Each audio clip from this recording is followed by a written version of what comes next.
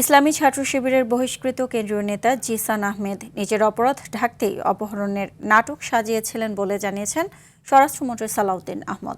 বিকেলে সংসদ অধিবেশনে ৩০০ বিধিতে এ বক্তব্য দেন তিনি। মন্ত্রী বলেন, আটক সাব্বির এক নারীর সাথে প্রেমের সম্পর্ক গড়ে বিয়ের প্রলোভনে একাধিকবার দর্শন করেন। পরে অন্তঃসত্ত্বা হয়ে পড়লে জোর করে ওই নারীর ভ্রূণ নষ্ট করা হয়। এরপর অপহরণের নাটক সাজিয়ে আত্মগোপনে যান তিনি।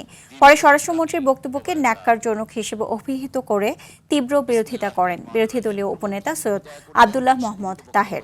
এ সময় স্বরাষ্ট্রমন্ত্রীর বক্তব্য বাতিলের আহ্বান জানিয়ে তিনি বলেন, প্রমাণিত হওয়া ছাড়াই বিষয়টি নিয়ে জামায়াতে ইসলামীকে বিতর্কিত করার চেষ্টা করা হচ্ছে।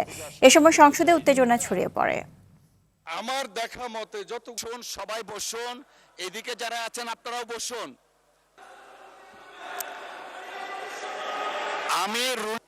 কিন্তু আপনারা ধাপ করেন, এটাই পৃথিবীর চরম সত্য। এই কথাটা ঠিক নয়।